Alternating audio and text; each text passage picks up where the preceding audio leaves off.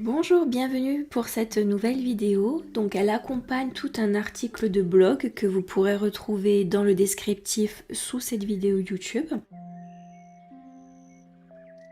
Nous allons aborder le thème des non négociables. Alors il faut comprendre que lorsque l'on a un objectif, et on a tous notre objectif personnel ou professionnel, un objectif qui nous tient à cœur, qui a une signification toute particulière pour nous, ça peut être un idéal de vie, ça peut être fonder une famille, ou alors se remettre en forme, retrouver sa santé. Quelle que soit la nature de l'objectif, à partir du moment où il nous tient à cœur, il prend un élan tout particulier. Seulement, entre un objectif que l'on garde passivement en tête et un objectif vers lequel on œuvre, on se met en action, on se met en mouvement, eh bien la différence va être le carburant. Et ce carburant, il provient soit d'une souffrance, soit d'une douleur, soit au contraire d'une aspiration profonde, l'envie d'un changement catégorique et non négociable.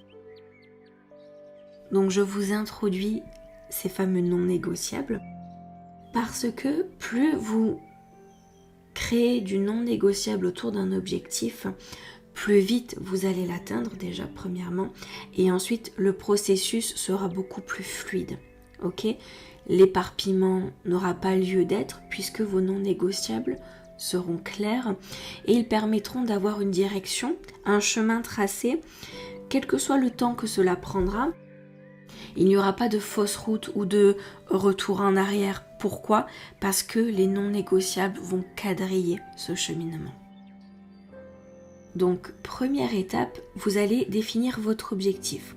Vous savez que je travaille toujours avec le subconscient et dans l'utilisation de ce fameux subconscient, ce qui est important, c'est de toujours poser par écrit son objectif. Ça, c'est la première chose. Et ensuite, de mettre en lumière un maximum d'indications, de détails et de précisions. Je ne peux pas suggérer un objectif vague, flou à mon subconscient, ça ne fonctionnera jamais. Le subconscient, il a besoin de précision exactement comme un GPS. Parfois, on saisit une adresse dans le GPS et il nous faut un moment pour que le GPS soit d'accord avec l'adresse que l'on a saisie. Il veut de la précision pure et dure. Eh bien, c'est pareil pour les objectifs que l'on travaille avec le subconscient. Nous avons besoin de précision et de détails. Effectivement, ces non négociables, ils vont donner de la force à notre objectif. Toutes les fois où on aurait été tenté de basculer dans de la passivité ou alors à remettre à plus tard une action ou une décision, là ce qui va se passer, c'est que le quadrillage des non négociables va nous permettre de rester dans les clous pour ne pas perdre de temps.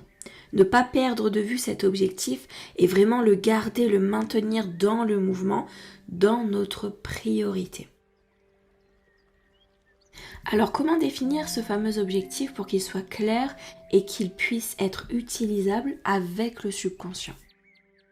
Alors premièrement, vous allez définir ce fameux objectif et n'hésitez pas à vous aider de tout ce que vous ne voulez plus dans votre vie, tout ce qui ne vous convient plus, de façon à ce que vous puissiez ensuite utiliser toutes ces informations pour déterminer vos non négociables. Ensuite, en deuxième étape, vous allez mettre un maximum de précision sur ce que vous voulez autour de cet objectif.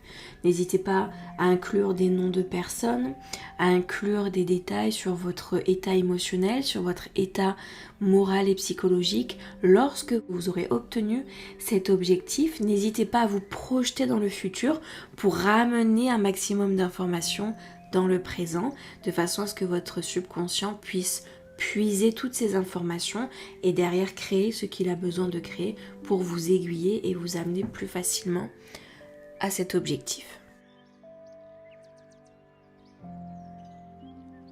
Troisièmement, il va falloir se défaire des croyances limitantes et de tout ce qui pourrait bloquer et paralyser ce mouvement autour de votre objectif. Donc pour ce faire, je vous recommande un process tout particulier. Je l'utilise énormément personnellement, il fonctionne très bien. C'est la stratégie du oui mais. Alors, exemple, j'ai cet objectif, je suis ravie de pouvoir accomplir cet objectif, oui, mais je ne m'en sens pas capable. Oui, mais je ne pense pas pouvoir y arriver. Oui, mais j'ai peur que mes proches ne me suivent pas dans cet objectif. Oui, mais j'ai peur d'être déçue, de m'être fait trop de films concernant cet objectif, etc., etc. Le fameux oui mais, il va vous permettre de mettre en lumière toutes les résistances inconscientes que vous avez, tous les sabotages qui pourraient venir se mettre en travers de votre route, de façon à ce que vous puissiez les démanteler, pour qu'ensuite ce soit une voie libre pour votre subconscient, travailler sur cet objectif, vous amener les bonnes informations au bon moment, vous faire rencontrer les bonnes personnes et vous faire vivre les bonnes situations pour que vous puissiez vous rapprocher chaque jour de plus en plus de cet objectif.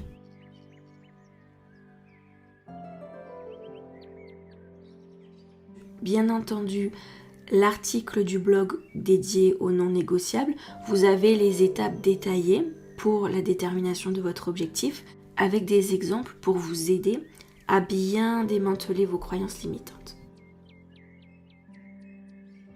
Quatrième étape, vous allez déterminer vos non négociables. Donc c'est-à-dire qu'ils vont être un filet de protection pour ne jamais sortir de ce chemin vers l'objectif. De façon à ce que lorsqu'il y aura des tentations de remettre à plus tard, de laisser tomber, de se décourager, de ne plus y croire, ces non négociables, ils vont vous rappeler à l'ordre. Ils vont vous rappeler que, attends, tu as quelque chose qui te tient à cœur, qui est important pour toi.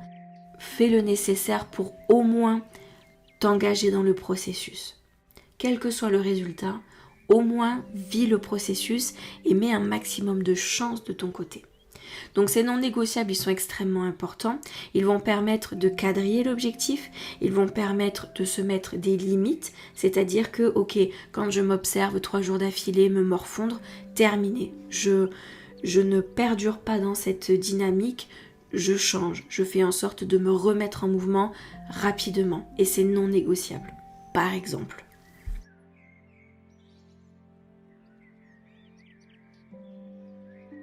Cinquième étape, l'engagement. Je m'engage envers cet objectif, même si je ne peux pas être certaine à 100% que j'obtiendrai exactement ce résultat-là, le processus en vaut toujours la peine et ce que je réussirai, les apprentissages, les compréhensions, les rencontres, toutes ces expériences vont être riches de sens pour moi et vont me faire grandir et vont me faire évoluer. Donc, il est certain que cela en vaut le coup. Donc, l'engagement. Cet engagement, il est entre vous et votre objectif. Et en fait, vous posez l'intention de rester engagé envers cet objectif, quelle que soit la dureté, quel que soit le temps qu'il prend, quels que soient les inconforts vécus émotionnellement ou ressentis, on reste engagé envers cet objectif. Petit plus dans cette 5e étape, c'est d'adopter l'état d'esprit suivant. Mon subconscient est à ma disposition. Mon objectif est son objectif. C'est-à-dire que mon objectif est aussi l'objectif de mon subconscient. Son soutien envers mes choix, mes décisions est de l'ordre de 100%. Et petite précision, vous n'avez pas besoin de savoir comment votre subconscient va s'y prendre pour vous aider et vous apporter les bonnes informations. Restez juste concentré sur les indications que vous lui apportez de façon à ce qu'il puisse aller toujours dans la bonne direction. Ok ? On ne peut pas avoir un objectif le lundi, un objectif totalement opposé le mardi, un objectif totalement contraire le mercredi, revenir dans un objectif passé que l'on avait abandonné le jeudi, etc., etc. De la cohérence, de l'engagement et de la persévérance. Voilà, j'espère que cet article et cet audio de motivation vous apportera de l'inspiration, de la motivation et que vous pourrez vous décréter et que vous pourrez clarifier un bel objectif avec ces non négociables et qu'il vous apportera tout le bonheur souhaité. À très bientôt!